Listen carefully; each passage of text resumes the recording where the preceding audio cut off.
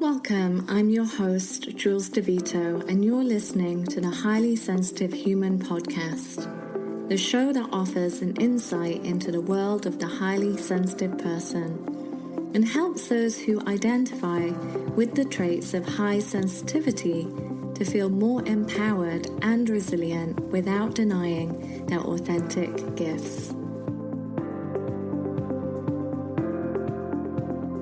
So welcome, Kirsty. Thank you so much for being on the podcast today. I'm really looking forward to this conversation. Well, thanks for having me, Jules. It's great to be here. So obviously, as you know, this podcast is all about being highly sensitive. So I'm curious just to start, what is your experience of being a highly sensitive person? And your passion in relation to this topic? Well, like all sensitive people, I guess, it's lifelong. I've always had, quite distinct sensitivities. And as a child, those were very noticeable in a medical way. So I had a very, what they called a sensitive system. So allergies, eczema, severe allergies as well, asthma, all of those kinds of things.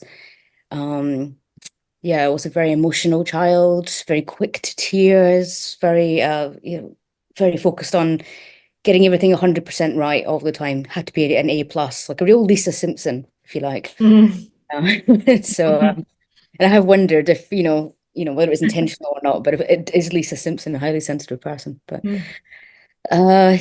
so probably the things that relate to most people. But I've also had what we might call exceptional human experiences as well, which are the kind of more unusual experience, kind of mystical, spiritual, maybe a little bit what you might loosely call psychic. And that's something that I know we're going to talk about today, because I think the two things are intertwined. Yeah, absolutely. Yeah, thank you for sharing that. And yeah, I do want to ask you a bit more about that because I know that's your area of research, looking at psi experiences in highly sensitive people. So, and you mentioned exceptional human experiences. So perhaps we could define what those are. And then, yeah, I'm curious to hear more about what you see as the connection between psi and being a HSP. Okay. Well, for me, certainly, exceptional human experiences and HSP and sensory processing sensitive and all these fantastic terms that we have now came to me much later. Growing up and then as a teenager who was experiencing unusual things, there was no lexicon for it. It was just, I'm experiencing these strange things and no one else is, and I feel very much an outsider for that. What we might think of as exceptional human experience are a combination or a variety of different things. There could be religious experiences, mystical experiences, might call them paranormal experiences, but they seem to be fundamentally transformative, that they really kind of shape a person's view of how life, the universe, and everything is. Rather than just like, oh, that was interesting, and then moving on in life. These things are actually quite profound. They're transformative moments. So I think really that's what kind of defines them. Yeah, absolutely. And I can really relate to that. Ever since I've been a small child, I've had these exceptional human experiences too. And as you're saying, when I was younger, I couldn't make sense of them. I didn't have a label or a term. But I often did feel confused, or I would feel that I was different from other people because I was having these experiences and I didn't know even how to communicate them with other people. But what I'm really interested in is what makes an experience like that transformative, because I would say sometimes they are transformative and sometimes they're not. Sometimes they are just, as you said, an interesting experience. So I'm wondering, is there anything you could say about that in terms of what makes it transformative? Perhaps with the sensitivity lens on, might think because of the way that we might process them more deeply than average, and also that they are more readily in our awareness, as that's part of the sensitivity profile, is being aware of subtle, nuanced information that perhaps others just might miss or not observe at all. And so when, it's apparent that you're observing or seeing something or hearing something or experiencing something in some way that other people just aren't, it's kind of like two ways of thinking about it. Either you're mistaken or it's real. I mean, therefore, it takes you to natural HSP mode. What does it mean? And it's all the what if questions that come up around it. One of the most transformative ones for me was when I was about 15. I had been exploring religion, as you do as a teenager. I was looking for meaning. I was looking for, sort of sense of depth in life, and didn't find it in pop culture. Didn't get along too well with the particular institutions that I was involved in. Um, they were just very literal, and for me, that didn't work. I'm very much a metaphoric sort of person, far more on the Jungian side, as I now understand. In Mm-hmm. that period, was up in Scotland, looking around some like an old castle ruin, and there was a moment when I suddenly noticed all this amazing artwork all across all the hillside around us. Every sort of rock face and hill face on a massive scale, every tiny little rock and pebble on a tiny scale had this wonderful, what seemed to be a painting of Green Man. So this leafy face. And Mm-hmm. everyone was different, everyone was unique. And they were really detailed. It was just absolutely startling. And I was looking at them, I was like, wow, that's amazing. Who did that? How could someone achieve such an amazing, feat of art? And then I realized that no one else could see them. Right. No. And they were, come on, Kirsty, let's go now. You need sleep. But all the way back to where we were staying, walking that journey, they were still there. It wasn't over in a moment. Those Right. faces were omnipresent all around me. And it really, at that time when I was desperately seeking something, a kind of deep spirituality, and wasn't finding it, and actually I was finding rejection, that experience for me was like, that bolt from the blue, reminding me of my ancestry, probably my much older, you know, Mm-hmm. spirituality from the land itself. Being Scottish, that's something that's kind of obviously a big part of who we are as a culture, but so much of it has been forgotten. So that's an example. That Yeah, and I think it's a beautiful example, and it reminds me of something. I know you and I agree on this, that a lot of these experiences tend to get pathologized by the mainstream medical model. And I really believe, and this is why we're having this conversation too, or part of it, I really believe that we need to, rather than dismiss these experiences as being yeah, something pathological or something that isn't real, we need to acknowledge them as real experiences. And as you said earlier, try and help highly sensitive people bring meaning to these experiences. So, what do they mean for that individual? And how can we support them in that process? Absolutely, yeah. That's it in a nutshell, really, because the immediate knee-jerk reaction to that experience that I had was it's a hallucination. It's a hallucination Mm. because you haven't slept enough, or this, that, or the next thing. There we go, that's it explained. Of course, it doesn't explain it at all. And the fact that it was a prolonged experience, that was unfolding over quite some time, it wasn't just in the moment seeing something and then it disappears. It was as I was walking through that landscape, it was there and it was consistent. And then, of course, it was the transformative element of it and the context in which I experienced it. Right, exactly.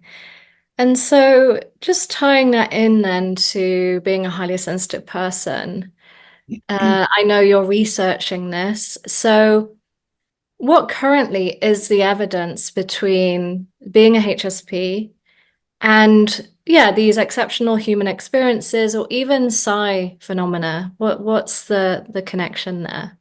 Okay, so the way that I've kind of landed at this intersection of these two disciplines, so I'm involved in parapsychology, consciousness research, looking specifically at psi phenomena. And to put it loosely, psi phenomena is the sort of more scientific way of talking about psychic experiences. So that's the extrasensory perception, like clairvoyance, clairaudience, just knowing things somehow that you can't know through the usual sensory means. Or it might be psychokinesis, this ability to affect things in the world, so like mind over matter. And that's kind of it in a nutshell, what we call psi phenomena, and how I've kind of come to have this kind of intersectional interest is that I was an experiencer as a child. I've remained an experiencer. There's many other varieties of experience in there in my repertoire, so to speak. Mm. Uh, But the more I became au fait with the literature, the research literature behind experimental parapsychology, the more I was realizing that there are specific characteristics that come up again and again that the literature says people who are, say, very creative, people who are intuitive, people who are open to experience, these appear to be the people who on the one hand, have more experiences in an anecdotal sense, so they're just spontaneously happening, Mm, but also under laboratory conditions, these people appear to perform better at these kinds of psychic tasks, if you will. mm, mm. Thinking, okay, coming from the lens of having had those experiences and then looking at it as objectively as I can from the science side of it, to me, it's, it's there's something quite self-evident there, that there are a subset of people who happen to naturally possess these traits. Mm, mm.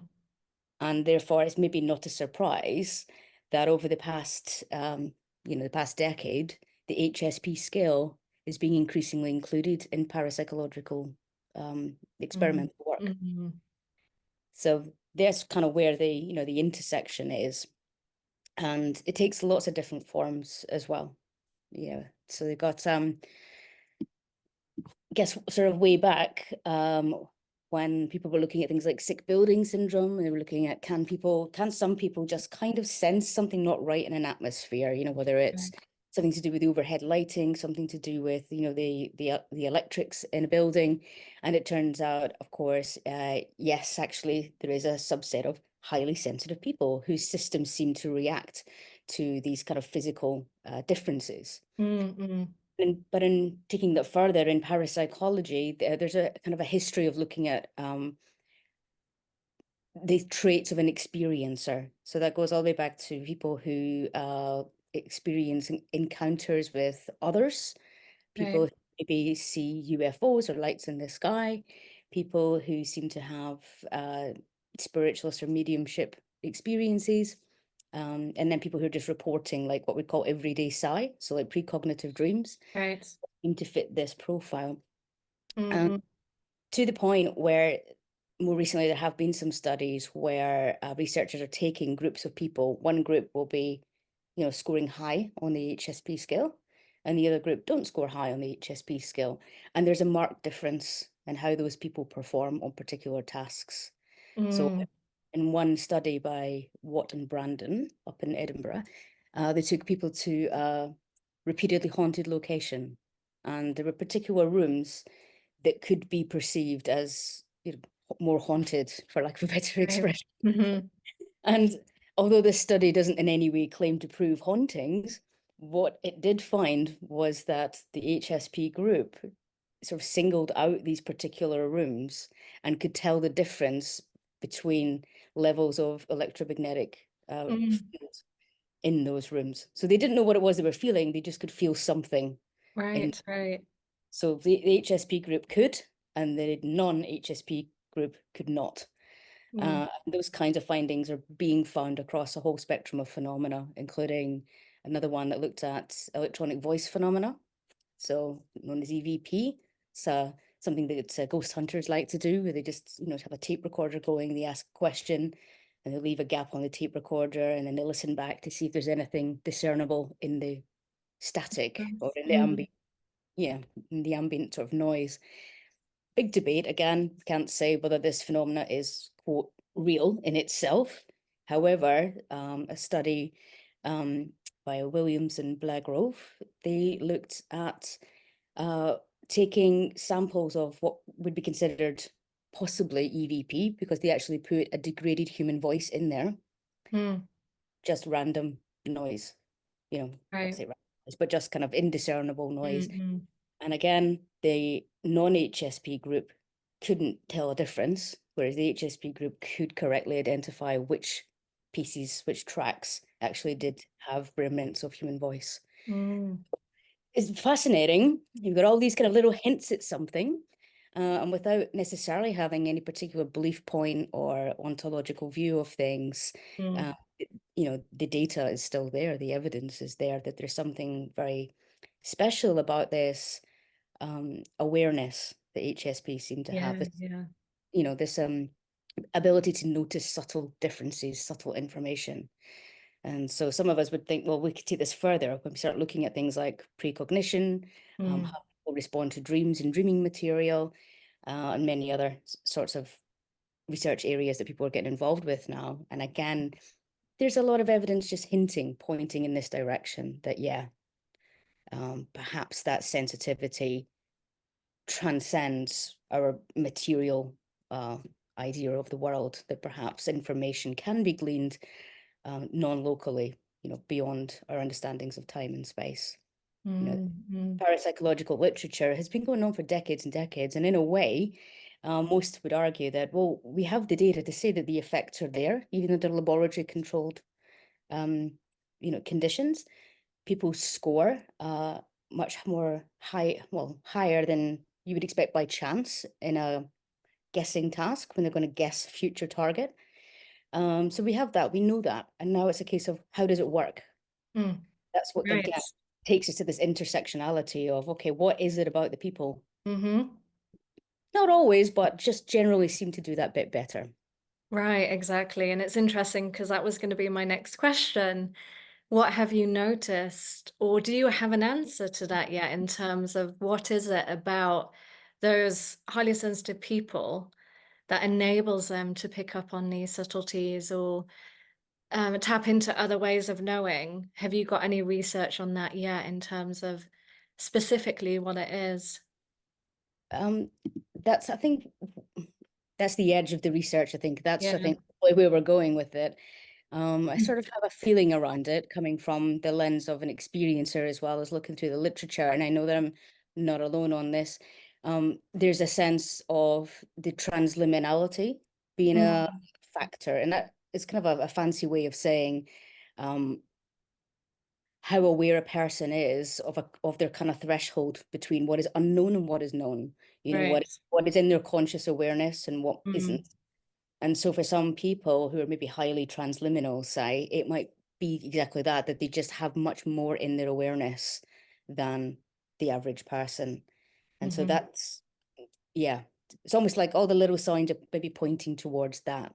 mm, And also, I think it's very important to look at the different dimensions of the HSP scale as well. So things like aesthetic sensitivity right. Hmm also seems to be holding some kind of hint in there as well about how this extrasensory processing might be happening. Right, exactly. And can you give a specific example of what you mean by that? So, what is it about the aesthetic sensitivity that people are picking up on, or what, yeah, what does that look like in a HSP? Bringing in specific examples is probably going to be quite tricky until we've got a lot more information. But Right. Yeah. yeah, there are lots of different hints at people just performing, like, as I said, better, beyond chance on these tasks, but also in things like altered states. So in Yeah. altered states research, people who have these kind of higher sensitivities, like aesthetic sensitivity, seem to respond more to techniques to induce altered states. And those altered Right. states, we also believe are conducive to this sort of psi phenomena because it Mm, tends to happen. For example, when people report spontaneous psychic events, they tend to be in that in-between stage between right. maybe being awake or when they're daydreaming or they're in a kind of meditative state or, some kind of state of relaxation, some kind of state of maybe what we might think of as open awareness, that Mm-mm. practice, that we do.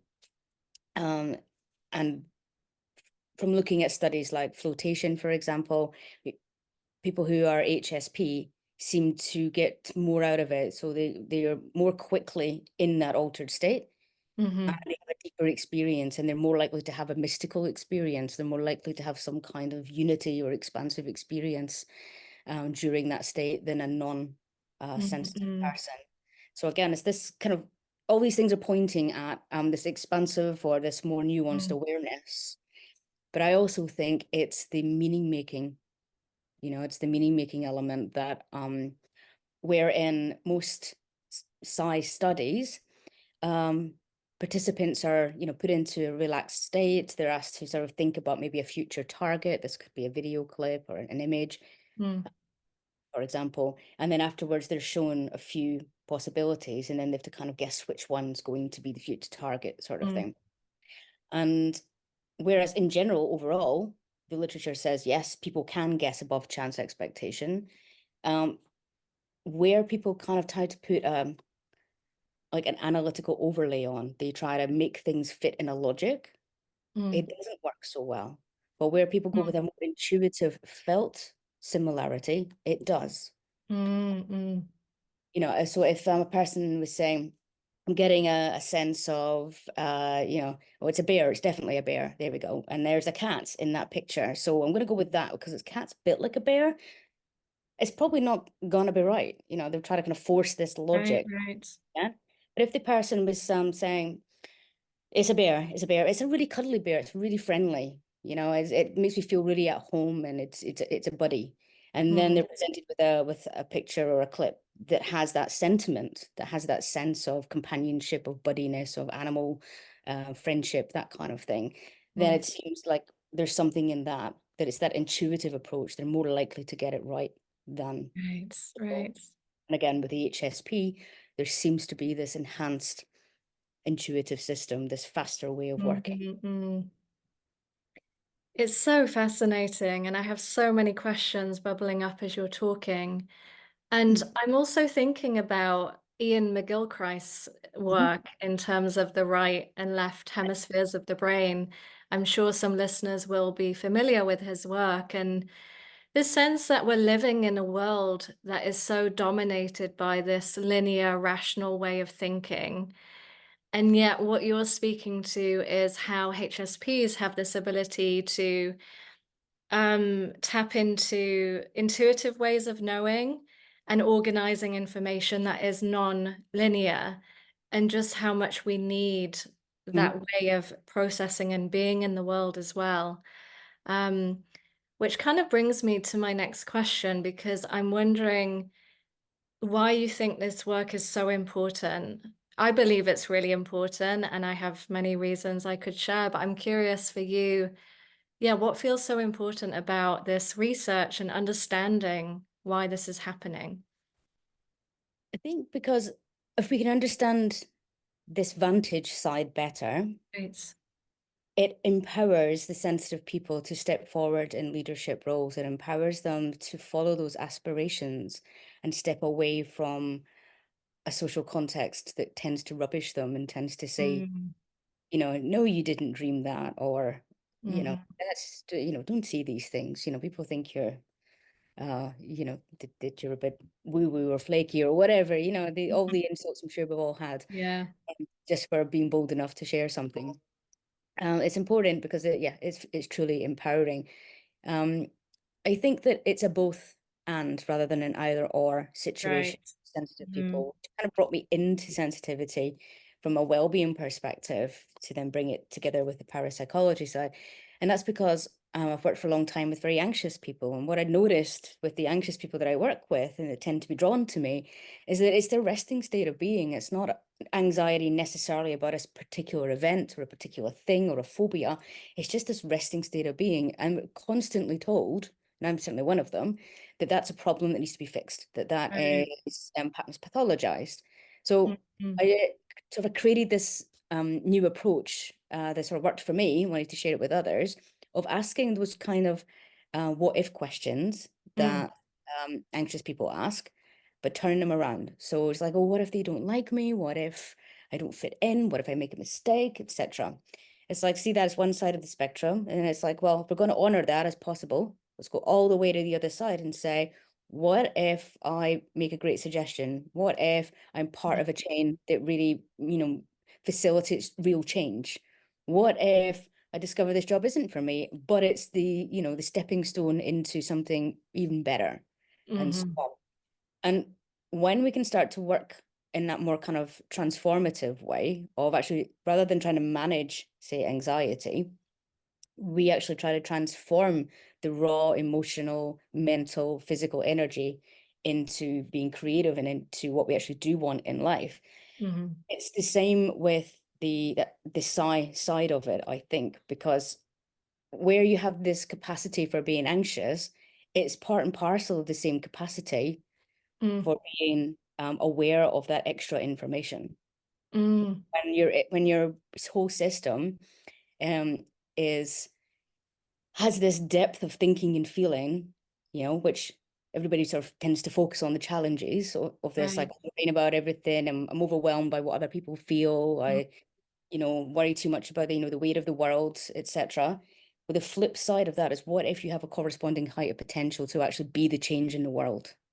And the way you're exactly. going Mm, to be the change in the world is by mm, getting back to intuition, getting back to creativity, getting mm, back to your enhanced memory, going with the skills, the gifts, the vantage, sensitivity. So the challenges side, it doesn't have to be managed, dealt with. I think it has to be resolved as part of the same system that allows you to leverage your innate magic.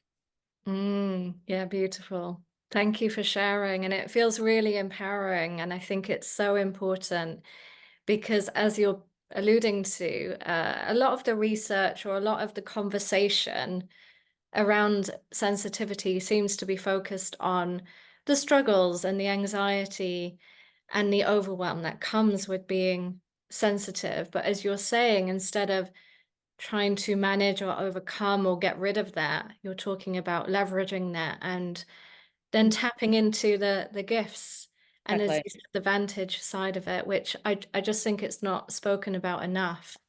So yeah, so important. So I think there's like, if you think of it this way, that I think the highly sensitive person has a kind of natural recipe for psi success. Mm, So I've been calling it like, you're trying to coin a phrase as always, it's psi curious. So I think HSPs are just a mm, little bit psi curious, and I think that there's a kind, I've drawn out a little list of how that operates. And at the same time, it's kind of what would be used to pathologize someone who was very anxious. So it's about how we're framing that. So, for example, it's the embodiment of the experience. When someone is very anxious, they're having their thoughts about something, but then the body is reacting and they're maybe physically sick. And it's a very real, very physical, mm, very bodily experience. Um, but at the same time, the flip side of that is that when people are having moments of precognition, moments of telepathy, moments of just knowing something to be true, it's right, felt in the body. right, And more often than not, it's felt in the gut. So it's easy to right. confuse it with anxiety. So, this is part of the work that we do, is to try and how to identify and tease Mm, these apart, but don't rubbish any part of it. Yeah. absolutely. And I'm curious if you have any tips on that, because this is a question that comes up a lot in terms of how do we know whether something is anxiety and rumination about a topic or fixating on the worst case scenario, or whether we're actually intuiting that something is about to happen? And how do we differentiate between the two? Is it even possible to do that? I think it is possible. I think it's one of the more, challenging ends of it, but Mm, it is something that you can gradually resolve by accepting anxiety has a purpose and it's there as a protective system. Figuring out who you are at your core is kind of our 101. So it's like, what is it that your mind, what is trying to protect? What's it trying to, what's it trying to keep you from? Yeah. And at the same time, what does the heart want? mm, mm, And bringing these into a kind of alignment when it's like the parts work that you do, Jules. It's like bringing these into alignment when they're sort of singing from the same hymn sheet. And mm, then it's a case of training yourself in that awareness and to leverage your subtlety, your ability to observe the subtle and notice the differences in the body. So to deliberately sit yourself down and do some practice of intuitive work. And that mm, might be, some people might like to use cards, they might like to use a pendulum, they might like to use all sorts of tools. The simplest way is to use the body and to start with the question in their head. Very, very simple way to do it is to ask yes, no questions that mm, you already know the answer to. And ask in your head, is my name Kirsty, for example, and notice how the body responds. And then you get a sense of a yes or a no. And then you mm, gradually start to ask yourself questions you don't know the answer to. mm, Like, will I enjoy taking on that course? And again, you'll start to tune into what's correct for you. Mm-mm. And you can start to notice that those yes, no's, for example, feel distinctly different from an anxiety response. Right. So, But mhm. it's a practice, but it can be done. And I think understanding how intuition works as well is really important because when you can, it's like with Ian McGilchrist's work, it's just Yeah. master and his emissary, definite, top breed. Yeah. Um, it is that reclaiming the intuitive uh, ways of knowing, the intuitive ways of decision making, and Right. knowing that they're actually more powerful under the right circumstances than any kind of logical process, and giving permission to trust the intuition. Because Mm-mm. for most people who maybe are lesser sensitive, I've noticed, they only really ever recognize intuition after the fact. Mm. So they say something like, "Oh, damn, I knew that was going to happen. Why did I Yeah. trust that guy? I so felt there was something really shady there." And you say, "Well, why didn't you trust your intuition?" "Oh, it Right. Yeah. seems silly." Yeah. Clearly not. It's clearly not silly. So yeah, so it's kind of getting to know what intuition is, how it Mm-hmm. sits with you as a holistic being, how it's distinct as well from, say, instinct, Mm-hmm. and then how it's also distinct from what we call psi, which is, having the information from somewhere across time and space, if you will. So Mm-hmm. non-local information. Mm. And seeing those as like a kind of Venn diagram and getting to know the nuanced embodied sensations and how they're different. Right. Right.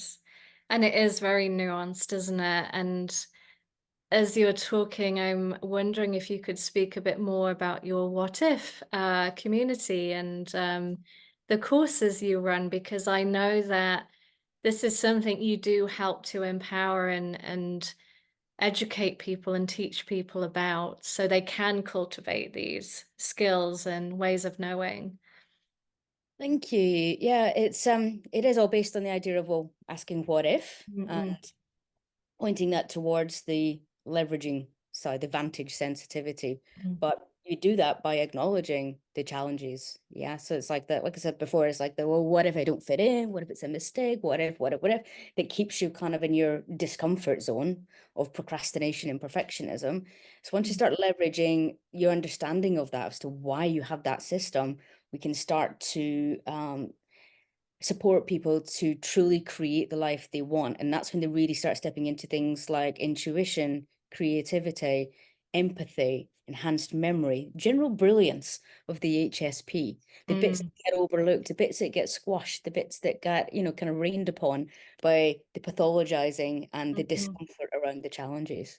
So that's what we do. So it's that combination of, you know, psychological practice informed by very cutting edge consciousness research. Mm. We also bring in intuitive practices. We bring in a kind of spirituality using kind of esoteric methods. So there's no, Mm. you know, religious path to any of it. It's bringing in kind of very, very ancient wisdom school, mystery school type Mm. ideas to support that expansive sense of purpose and that depth of understanding. So for when people want to create in the world, they want to, to use the buzzword, manifest something in Mm. their life.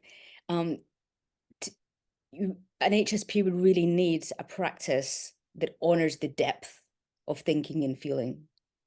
Mm. And that's really what, we bring into it. And Yeah.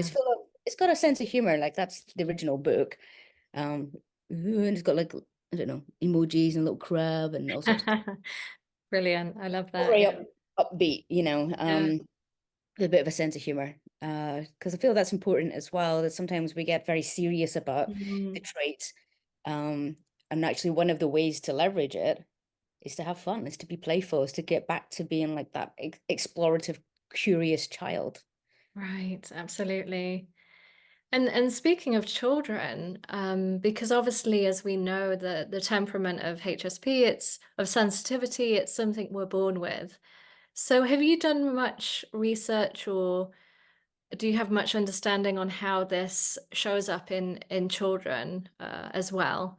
And yeah, how that develops? Because I also feel my understanding is that children are more, as you're saying, they're more creative, they're more open to these experiences, but unfortunately, society and culture conditions us out of accepting or even having these experiences, which I think is so unfortunate. And I think that's why what you're doing, this work is so important because it's actually about opening the door to cultivating them instead of, Yeah. um, yeah, getting rid of them. Yeah, 100%. It's a really unexplored area. As Right. Yeah. sensitivity in Psi, for example, is really just emerging. And then to look at children's experiences, it is even nicher. And a lot of that is around the maybe the difficulties of formal research being applied to a young population. you know, Right. if we're talking about what mainstream science or mainstream academia might feel is a strange topic, they might not like the idea of exploring children's conversations with others, for example. Mm-mm. Um, However, that is shifting, and I've got a really awesome book here by Donna Thomas, who's actually heading up just this sorts of research. Is looking at children's anomalous experiences. Mm. I mean, I just would highly recommend her work. And I'm working with her as well. And that's my angle is I'm really curious about the sensitivity of children. And there's certainly, again, there are indicators, there are pointers in the information pointing towards neurodiversity, pointing towards different ways of processing, that some children just are more open. They Mm. seem to, again, maybe it's this transliminality idea. Mm. They just seem to be more sensitive to psychological material in their awareness, in their field of perception, that maybe others aren't. And something that Right. I'm finding quite interesting is the idea of normalizing. So for most of us, um, if you have an unusual experience, Mm.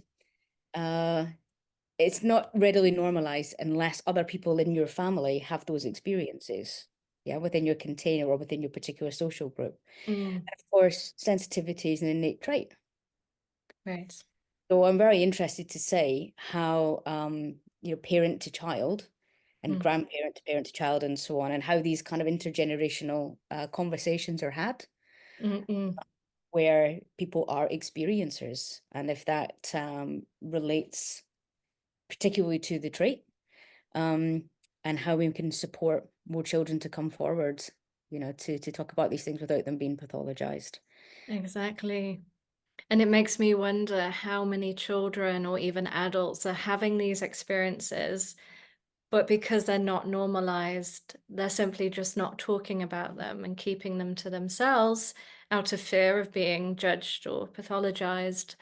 So I imagine there'd be many people that would step forward, and maybe just by listening to this podcast, it might open up some doors towards them feeling, oh, it's okay to talk about it and talk about these experiences even more.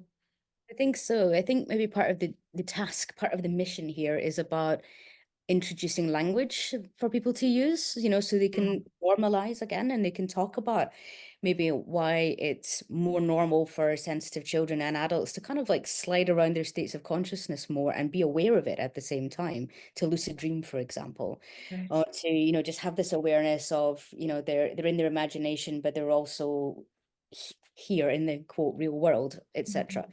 All of these sorts of experiences, and also that highly sensitive adults, highly sensitive children, they do tend to enjoy metaphor, Mm. and a tendency towards art and nature and things that are, things that rely on a symbolic language, because there's maybe more depth in that than just, using, you know, regular written language or Right. numbers to tell stories.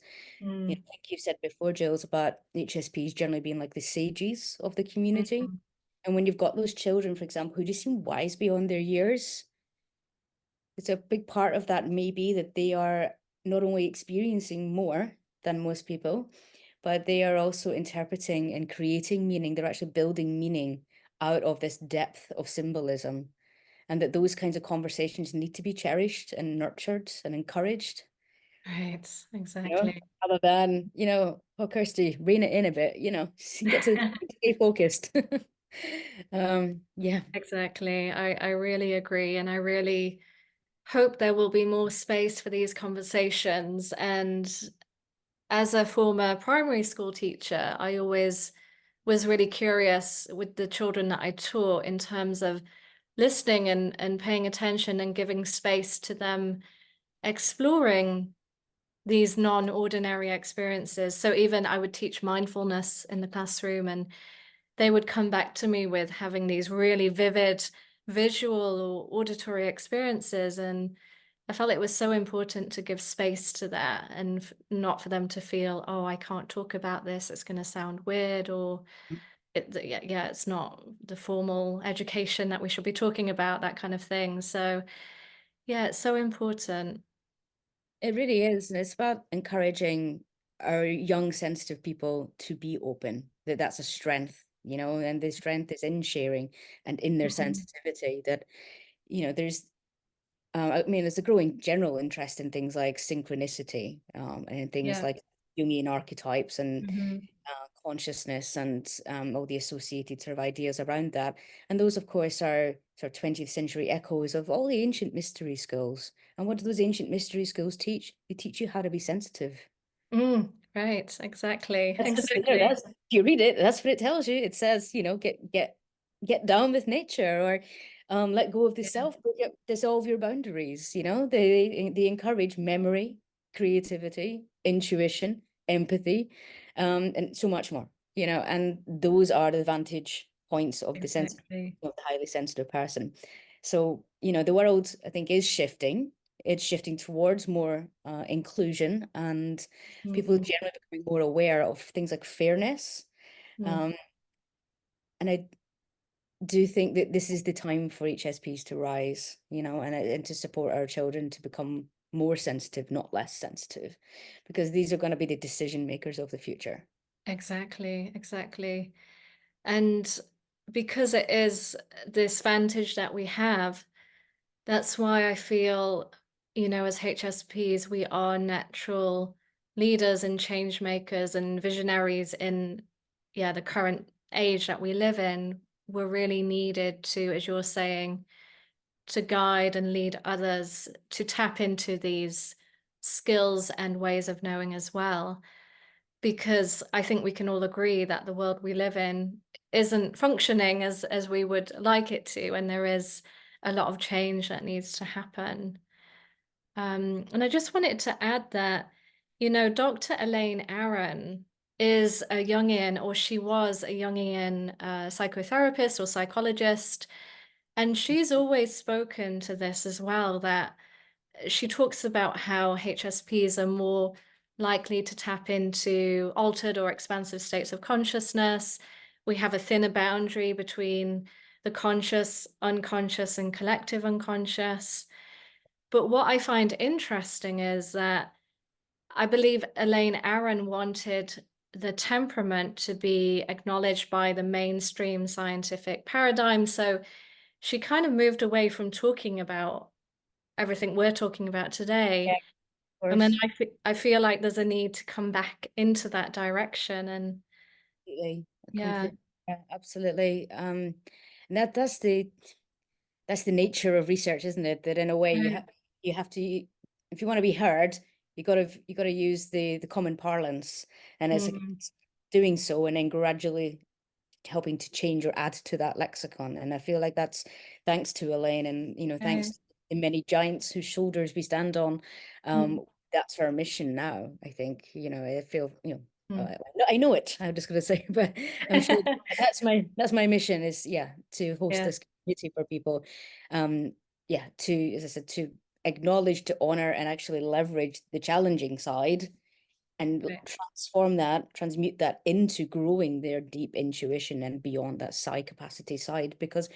ultimately, it's a talent, it's an innate natural talent, and it's an advantage in a very competitive and difficult world. Right. Why would we not use it?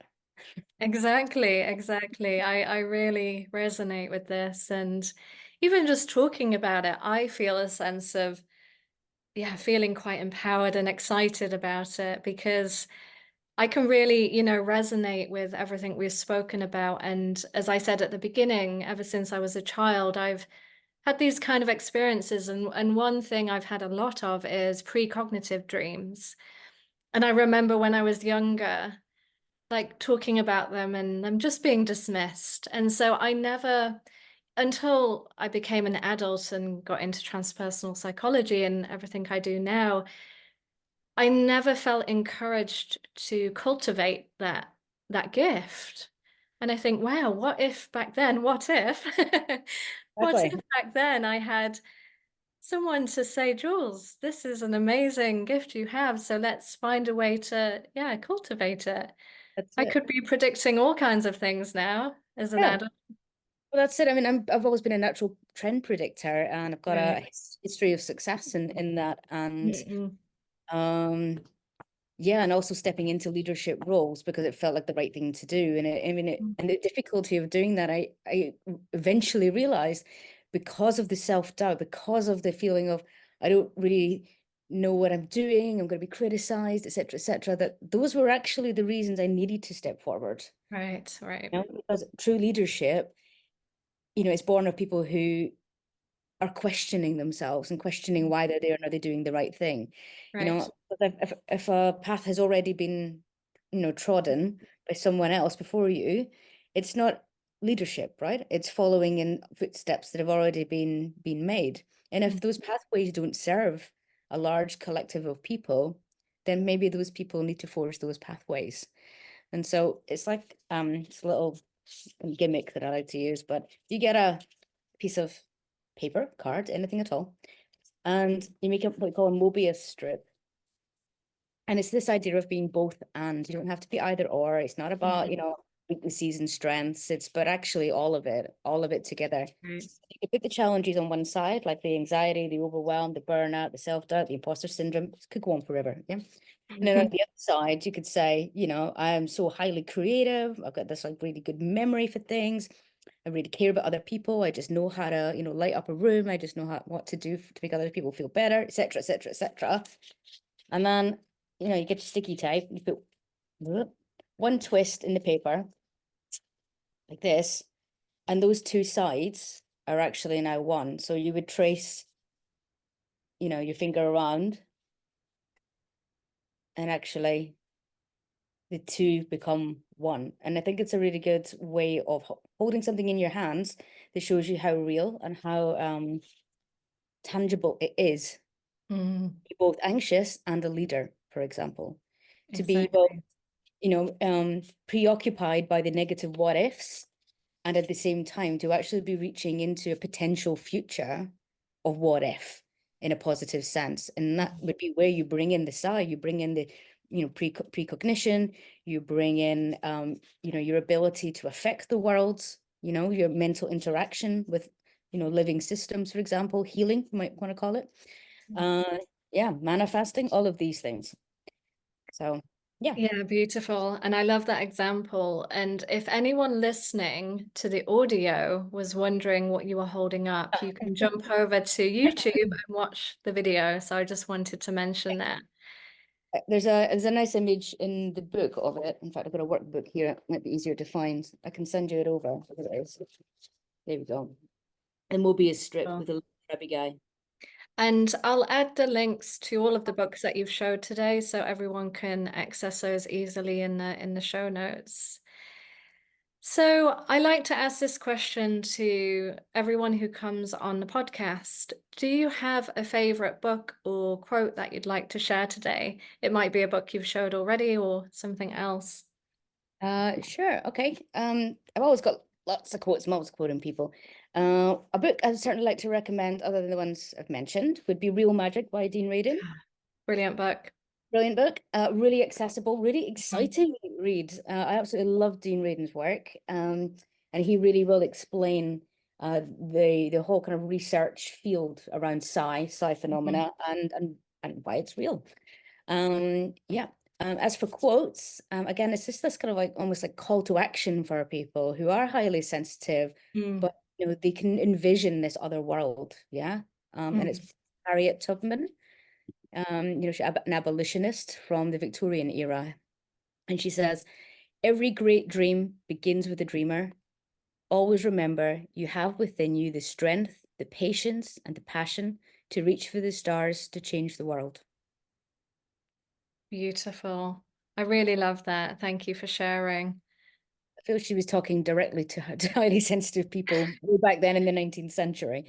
It Um, sounds like it, yeah. Because I know that so many HSPs struggle with imposter syndrome or just not feeling quite good enough. That's something that comes up a lot, or yeah, feeling that anxiety and questioning whether they should step forward or follow their dreams. But I think, as we're saying, it's so important to step into that strength and that intuitive knowing of what you need to do in the world. Because I think we all have a calling, a soul purpose. We can feel it, right? So it's about knowing it's time to step into that. and knowing that you will be supported. Right. This is a beautiful age that we are in for the highly Mm. sensitive person.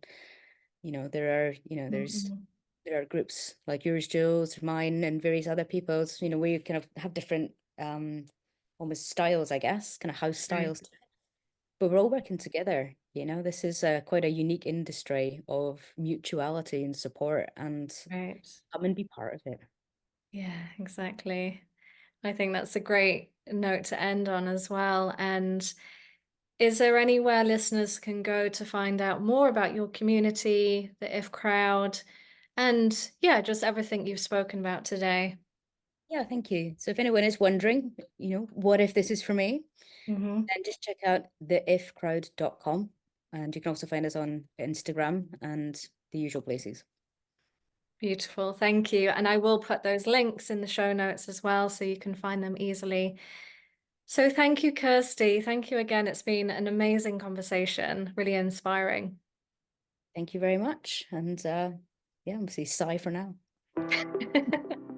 Thanks for joining me today on Highly Sensitive Humans. Make sure to visit my website, highlysensitivehumans.com, where I also offer one-to-one coaching for highly sensitive people and a members area with monthly community meetings. You can also visit the Highly Sensitive Human Academy to find out more about upcoming online trainings, including a 3-month professional training on how to coach highly sensitive people and a 3-month professional training on working with highly sensitive children. And if you found value in the show today, I'd really appreciate a rating. And you can also support the show by making a donation. Your donations are what enable the production of the podcast and enable the show to keep running.